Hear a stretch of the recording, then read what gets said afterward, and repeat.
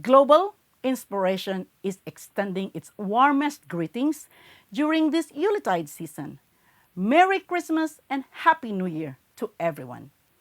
Global Inspiration is beyond grateful to have a special guest this week in celebration of the Yuletide season.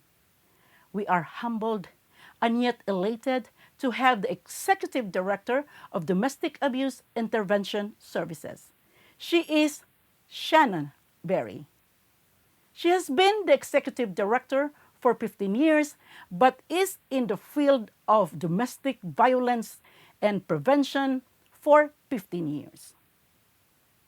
Domestic Abuse Intervention Services' mission is to empower affected by domestic violence and advocate for social change through support, education, and outreach. Shannon earned her master's degree through University of Wisconsin-Madison.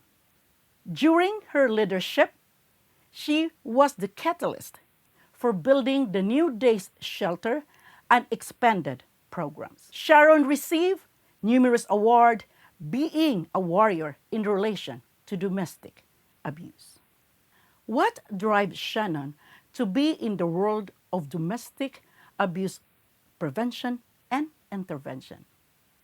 I am reminding our viewers to click on the subscribe button as well as the bell button so you get a notification when a video is released. This is Jeanette Jordy at Global Inspiration, where you need to be seen, need to be heard, and be an inspiration to the world.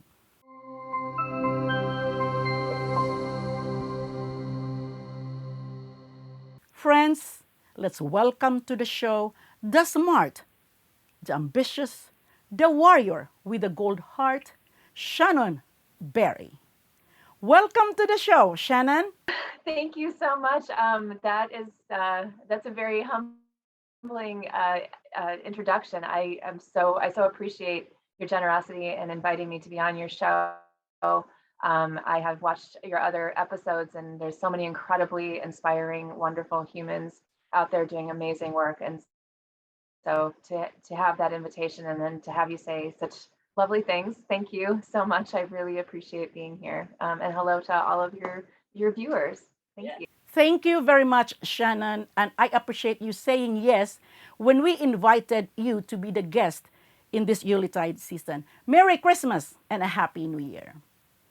For our friends who have heard about your name, Shannon Barry, but don't know much more, can you share with us more about yourself? Maybe you can share your education, your family, your pet, your career. Sure. So I have a long and winding road that brought me to the position that I'm in now. Years ago, I was a dancer. I thought I was going to be a dance teacher for my life, and studied dance for many years, ballet in particular. I went to I got my undergraduate degree at Lawrence University in Appleton, Wisconsin. And at that point in time, I got my BA. It's a liberal arts degree, but I studied biology with a particular emphasis on aquatic biology. I thought I was going to be a limnologist when I grew up, the person who studies lakes and the ecosystems of lakes. But after graduation from Lawrence, I made a move to Seattle, Washington with a group of my friends. It was the early 90s. It was on the heels of the movie Singles, and it was the grunge rock and all of that. So we decided, because we were 22 years old and we had never been to Seattle, that we were all going to move there, which we did. So I moved to Seattle, and I started working when I was in Seattle at a group home for adolescents. And these were teens who were coming out of the juvenile justice system, and they were transitioning back home. And so they came through our program. It was like a halfway house. And we did intensive family counseling for a lot of these youth. And it was that experience that really changed the trajectory of my life. One of the things I noticed, all these kids had some sort of, involvement with the juvenile justice system. Some of them were gang affiliated. Some had drug charges against them, prostitution. runaways, kids who had, all of these, a myriad of issues. And one of the things I noticed in that work was all of them had the commonality of coming from homes where there had been some sort of family violence, either domestic violence or child abuse and neglect. And that had really, that trauma of those experiences really impacted those youth, and really kind of created the situations that they were in. And so that's what got me interested in the family violence movement. And so I came back to Madison, which is where I grew up, and attended UW-Madison and got my master's in social work. And then after my master's in social work, my first job was at DAIS, and I only left for a tiny little period of time, but I've been here ever since. Yes, thank you for sharing that, Shannon. You are the Executive Director of Domestic Abuse Intervention Services for 15 years, but you are in the field of domestic abuse prevention and intervention for 20 years. And you started your career in Washington, but now you are in Madison, Wisconsin. Share with us, why is the move? Why did you move from Washington to Wisconsin? Yeah, so I thought about going to graduate school at University of Washington, but while I was out in Seattle, one of my best friends who I'd moved out there with was killed in a car accident.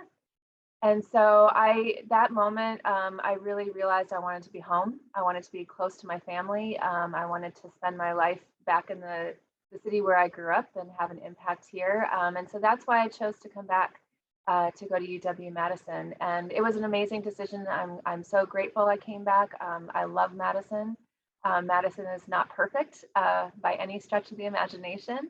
And there's a lot of work to be done. And I think there's a lot of really incredible and committed people here in Madison trying to do really important and meaningful work. And I wanted to be a part of that community.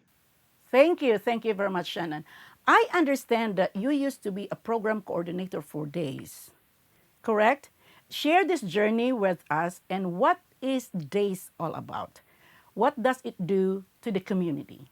So yeah, when I started at DAIS back in 1999, I was a program coordinator. I oversaw the support group program and outreach, and then the children's program. I had a part of that as well. And I absolutely, support groups are kind of where I grew up here at DAIS. They are, in my mind, it's one of my favorite programs that we continue to offer. It's been on hold because of COVID, but we're hoping to bring those back in the beginning of the new year. And support groups are magical because it's the first time that a lot of survivors and victims of domestic violence kind of come into space with other people who have experienced the same thing. And domestic violence is an incredibly isolating crime. I think abusers strategically and work to isolate their victims from other people in their community and from friends and family members, so that the abuser is like the only person who's sort of in that victim's mind, and they're really controlling that person's thoughts and feelings. And so when you bring people who have been so isolated together into a space and they start sharing their stories, you can see just like the transformation that happens, like realizing that they're not alone, that they are not the only person who's gone through this, that it's not their fault. And it's one of the most powerful pieces of this work. I mean, when I used to facilitate support groups, some of the best support groups that ever happened, I barely said anything. It was the women in the group who were really connecting with each other and supporting one another, and creating that kind of cocoon of safety and support. And it was just magical. And so that's really how I got started. And so I worked at DAIS for 5 years. I left briefly at the end of 2004 to take a position with the School of Social Work, the Madison Metropolitan School District as a school social worker, working on a violence prevention grant. And I worked in one of the alternative high schools. But I stayed involved with DAIS, and I did a lot of speaking and training. My passion is how domestic violence impacts children and youth, and sort of the ways that we can all interrupt those cycles. And then in 2007, I had applied for the Director of Services position, the Program Director position at DAIS, and was contacted by the organization saying, well, we're going to be looking for an executive director. Would you be interested? And I thought, no way. I'm so not qualified, because I had never read a financial statement before. I had never done fundraising. So I ended up putting in my application for both positions and let the board decide. And so they picked me for the executive director position. So I've been the executive director since 2007. So in February, I'll be 15 years. And it was probably I don't know, the gutsiest thing I've ever done. I just learned, I jumped in the deep end. Yeah, thank you, Shannon. And DAIS is one of the nonprofit organization that touches my core, and I am a volunteer as a program advocate, program response advocate, and an ambassador for DAIS. So these days, is this open only for women and girls, or is this also open for men? Yeah, thank you so much for asking that. So DAIS has been serving the Dane County community for almost 45 years. We are the primary domestic violence program serving Dane County. We have a 24-hour helpline. We get about 8,000 to 10,000 calls on that helpline every year. We have support groups, as I mentioned, case management services, legal advocacy services, children's programming, children and youth programming, and primary prevention programming, and we operate the only domestic violence shelter for the county. All of our services are free and confidential, and they're open to anybody who is a victim of intimate partner violence. So that means women, men, those who are non-binary, transgender folks. So we're available for everyone. And I think that's really important that people understand that, because I think there's a lot of misunderstanding that domestic violence is only a women's issue, and it's absolutely not. Domestic violence is about power and control, and it happens with equal frequency in the LGBTQIA community as well as in heterosexual relationships. And so we also work really hard to hire staff that are reflective of the community that we serve. We have bilingual staff in almost every program. We have positions in every program that are bilingual, Spanish and English. A couple of them we're working on recruiting right now. And then we also have staff who are fluent in American Sign Language. So we have a wide diversity of staff. We serve the entire community. And then many of us who work at DAIS are also survivors ourselves. So about 40% of the staff who work at DAIS have themselves experienced domestic violence, including myself. And so, I think all of us come to this work with a deep passion. Wonderful, wonderful, Shannon. It is good to know all these things about DAIS. In 2007, you became the executive director of DAIS. And during your leadership, you initiated an ambitious 10 million capital campaign to address the critical need for a new and larger facility in 2009. What did DAIS do to attain this goal? Yeah, so before our capital campaign, we were operating out of 2 single-family homes that have been cobbled together, about 5,000 square feet total. We had 25 residents, women and children primarily. We did serve men, sharing 2 single-family bathrooms. We only had 6 bedrooms. Everybody was sharing rooms with other families, bunk beds. The buildings themselves had been overused. They had been purchased in the 1980s and were meant to be a 10-year solution for the organization, and we were there for 30 years by the time it was all said and done. I think one of the biggest challenges to launching that capital campaign was at that point, nobody had ever heard of us. I would say, oh, I work at DAIS, Domestic Abuse Intervention Services, and people go, huh? And it was by being in a very secret, confidential location, we had, I think, unintentionally hidden the issue of domestic violence. And domestic violence is already an incredibly hidden issue. And so a big piece of that first part of the capital campaign was getting people to know about the organization and about the issue of domestic violence. And so there's a lot of education. I mean, domestic violence is incredibly pervasive. 1 in 4 women and 1 in 7 men will be the victim of physical or sexual assault by an intimate partner at some point in their lifetime. So when you add in emotional abuse and financial abuse, psychological abuse, spiritual abuse, obviously those numbers go up. And the reality is every single one of us in our community knows someone who has been impacted by this issue. They may not have told us who they are, but everybody knows someone. It has huge ripple effects. And so it's still an issue that I think is cloaked in shame.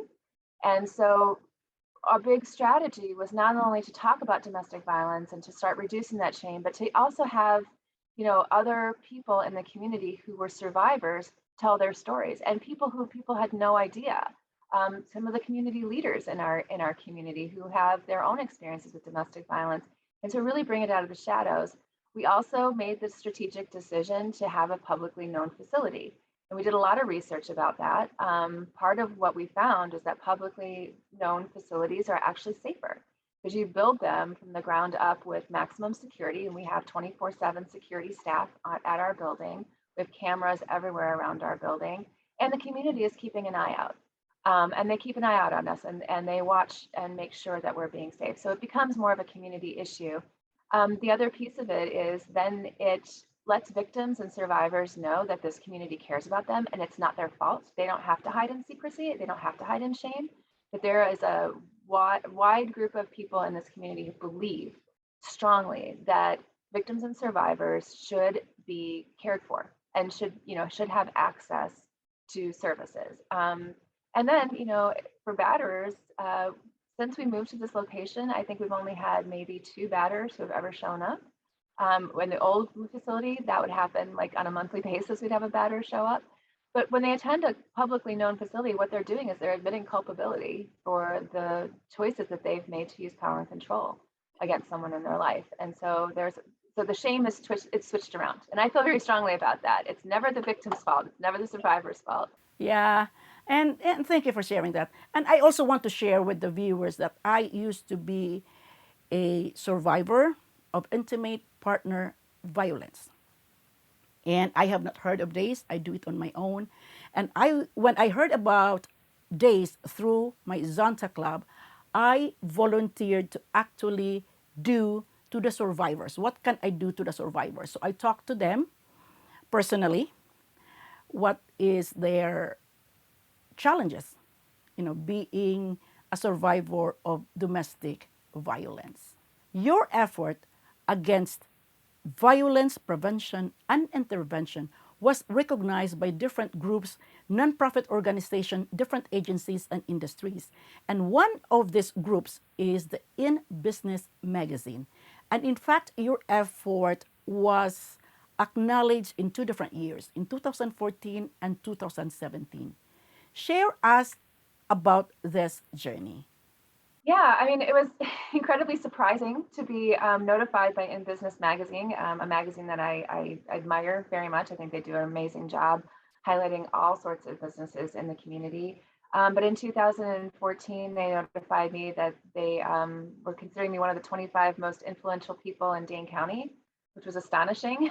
So I was very flattered and humbled by that. And then in 2017, I was recognized as one of the women of industry and received an award from them for that, for my work here at DAIS, and specifically around, domestic violence and, highlighting how critically important it is for this community to address this issue.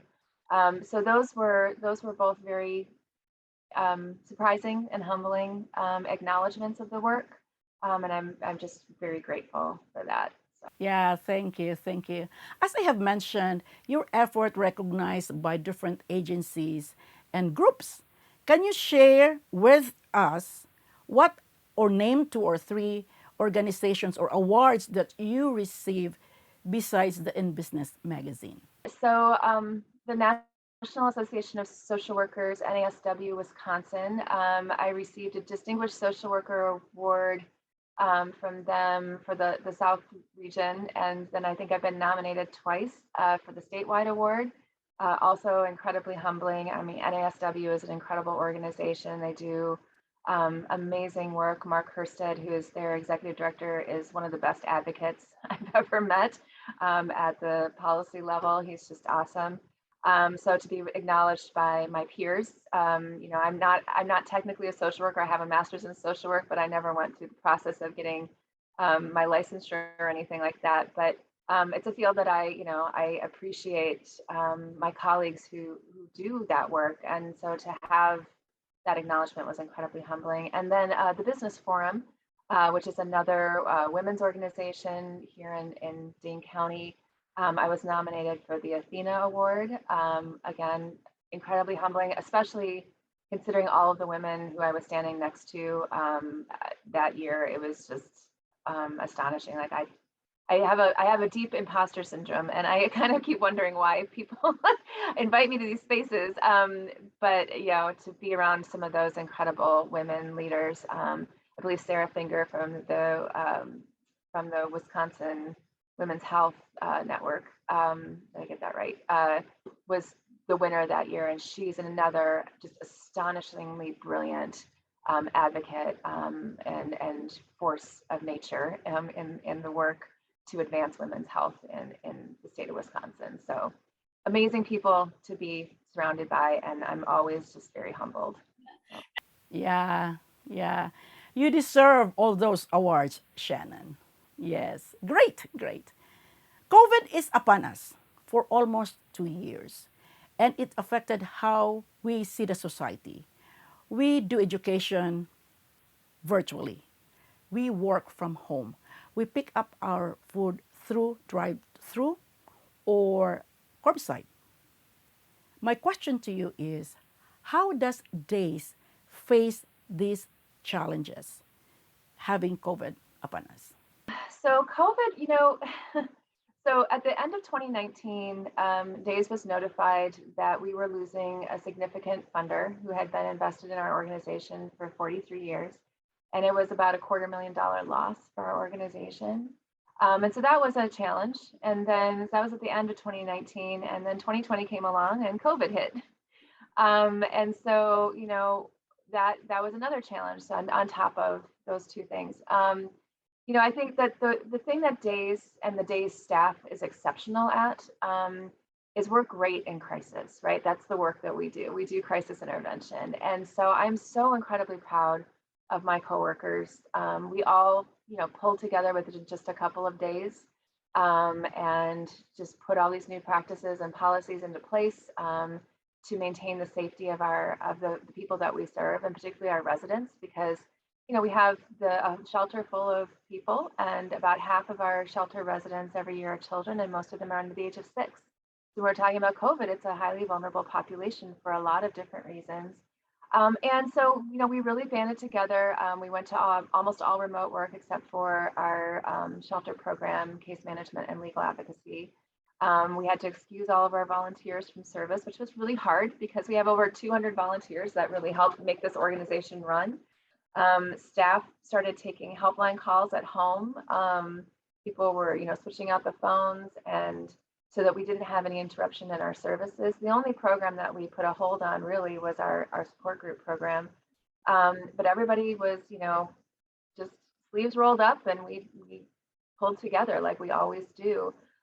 One of the things that was surprising to us with COVID was during the initial lockdown, there was actually a decrease in the calls to our 24-hour helpline, which looking back, obviously it makes sense because, you know, domestic violence victims, just like everybody else, were sheltering at home and they were sheltering at home with their batterers. During non-COVID times, the busiest time for our helpline calls is during the work week and during business hours, when either the batterer is at work or the victim is at work, and they have that opportunity to make a confidential phone call. And so when everybody went into the safer at home order, we actually saw a huge drop off in the calls to our helpline. And we had to rethink how we did our outreach strategies, because the places that we typically have our posters and brochures and all of those, you know, outreach pieces were places that were closed down. And so we did a whole new poster campaign. We had posters in drive-throughs, like you mentioned. We all had to go to drive-through pickup for food and our prescriptions and things like that. So pharmacy drive-through windows, veterinary clinics, which were still open. We put our flyers in grocery store bathrooms versus, you know, restaurant bathrooms, and all of those kind of adaptations. And then as soon as the stay-at-home order lifted, Memorial Day weekend of 2020, that's when we saw those call volumes go back up. And in fact, this year in July of 2021, we had the highest number of first-time callers to our 24-hour helpline than at any other time in our 44-year history. And so what we're hearing from victims and survivors is that there's a lot of domestic violence happening. There was a lot that was happening during that initial lockdown, but they just couldn't reach out for services. And the domestic violence that people are experiencing is much more severe ambitious, I guess is a word I would use, in terms of the types of physical and sexual assaults that people are dealing with. But also there's a lot more complexity. There's now that people are dealing with the financial repercussions of COVID and the financial challenges, that's created some additional challenges for folks. I mean, we have some wonderful things that the federal government has put into place, such as the child tax credits. Um, but those are automatic deposits, and so oftentimes they might be deposited potentially in the abuser's bank account, the person who's filing those taxes as the head of household, versus the victims, and so they're not necessarily seeing that money, and it's not necessarily a resource for them to leave safely with their children. So they might be staying for. There's all these additional financial barriers that are now happening. So it's created some new things. So one of the things that we're working on is we're trying to re-implement a texting helpline, and hope to do that in early 2022, so that we have another way for people to reach out to us if we should ever have to be in a situation where everybody's sheltering at home again. There's a safe, confidential way for people to do that when their batterers are there. So a lot of different modifications. I think we will never entirely get away from some level of virtual work, though a lot of our work does have to take place in person. And so we have brought staff back. We have a lot of new safety protocols, new personal protection equipment throughout the organization, throughout the building itself, and really working hard to continue. I mean, safety is core to our mission, and so that extends to health safety as well. And so really taking that very seriously, particularly for such a vulnerable population, and particularly for kiddos who are not yet able to be vaccinated. Yeah, it broke my heart when I learned that DAIS did not get the funding 2 years ago. But DAIS is still strong and it's still standing. Yes, and it gives me joy to volunteer for DAIS. As I have said before, I consider you as a smart, ambitious woman, a warrior with a heart. Tell us or share with us, who are your inspirations in life? Who are these people that made you a Shannon Barry of today? I think about probably the people who have had the most influence on me. They're all like incredibly strong women. And a lot of them have very quiet leadership. So my mom is my best friend, and she is my Shiro, and she is, it was just the two of us for a very long time. I still talk to her multiple times a day. She lives 5 minutes away from me. She's one tough broad. I guess I'll say that. She's also got a contagious and wonderful laugh and spirit, and I just love being around her. So she's one. And then I think there's a woman who recently retired from the state of Wisconsin Department of Children and Families. Her name is Sharon Lewandowski. She is probably the most quiet force of nature. So humble, such a servant leader. I mean, if you look up servant leader in the dictionary, you see a picture of Sharon Lewandowski. And she's probably done more for the domestic violence movement in the state of Wisconsin than anybody else. I always appreciated everything about her. I mean, she was a leader, but she was never like leading from out front. She was always leading from behind and supporting all of the work, and just a deep level of humility, and grace. And I just admire her so much. And then the last one would be a dear friend of my mother's, who was an older woman.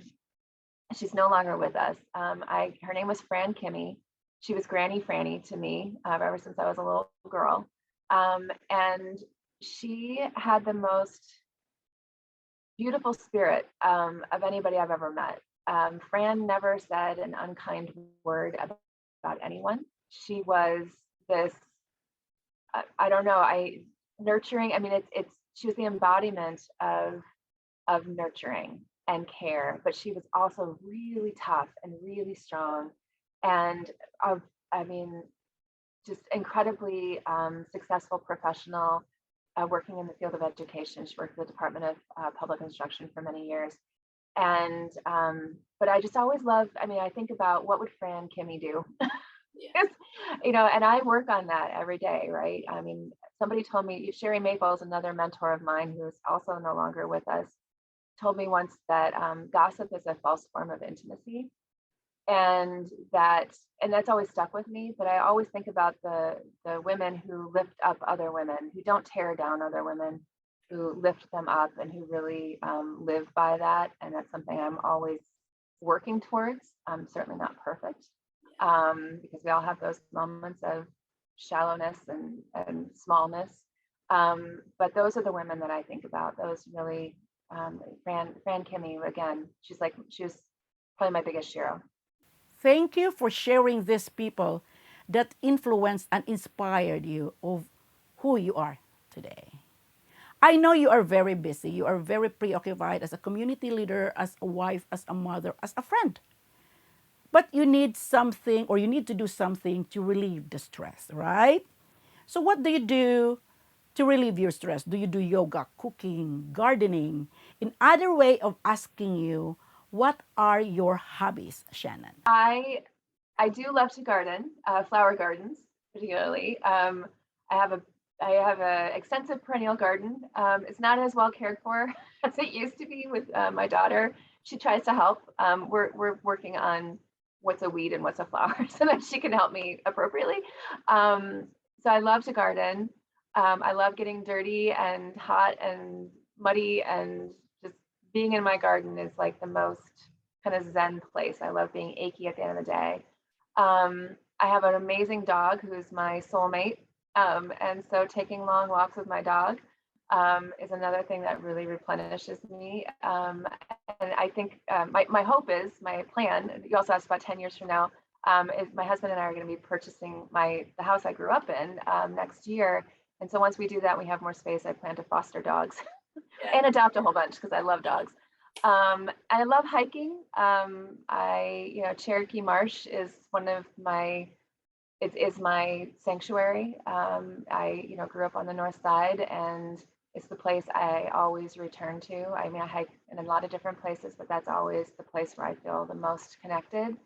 And then also when we buy the new house, new to us house, I plan to get a canoe because I love canoeing, and I haven't had a canoe since I was a teenager. But that, just being out on the water, particularly like at Cherokee Lake or Cherokee Marsh area, and just listening to the frogs and seeing the muskrats and the blue herons and the cranes and all of that. That's just that's my spiritual place. Like, that's where I go. So that's what I do. And then, playing with my daughter, who's again a force of nature. We do a lot of coloring and art projects. I appreciate you sharing those facts with us, Sharon. And I like to know, and I love knowing that you also do gardening, right? Global Inspiration is saying thank you and Merry Christmas for being our guest during this Yuletide season.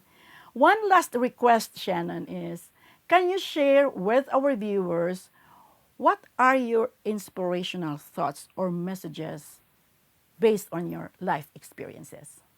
Well, again, Jeanette, I just want to say how humbled I am that you invited me to do this. I don't think of myself as a leader necessarily, so thank you for all of your very kind words. But with that, I also think that anybody can be a leader, right? I mean, I think about that with the team of people that I work with every day. They are all leaders, the women and children and men that we work with every day. And it's really like what sets your heart aflame, what drives your passion, and that's the path you should follow. And so there's three different thoughts I had. The one came from my stepfather, who's also my late stepfather, who was also an incredibly important person in my life. And he and my mom would always say, you have to follow your passion. Don't worry about money. Do the work that feeds your soul, and money will take care of itself. That's what you need to do. And that's what that has guided my life. Another quote, and I don't know who it came from, it's an anonymous quote, but I read it every single morning, is that patience is a bitter plant with a sweet fruit.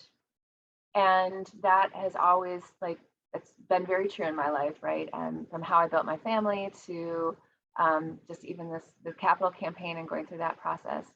And then the last quote, or the last thought I have, comes from a former coworker of mine who has moved on She works at another nonprofit here in town now. Her name is Holly Newman. And I actually have to look at it. I have it on my computer monitor. It says, success does not always come all wrapped up in a tidy package. It is messy and frustrating and a test of endurance. And so Holly Newman said that to me a few years ago, and I look at that every single day. And it's true, success doesn't come overnight. It's hard. It's really hard work, but it's worth work, right? It's worthy work. And so to just keep putting every one foot in front of the other every single day towards your goals. We have learned so much during this interview, knowing you better as Shannon Barry. Thank you very much, Shannon, and Merry Christmas again. This is Jeanette Jordy at Global Inspiration, where you need to be seen, need to be heard, and be an inspiration to the world.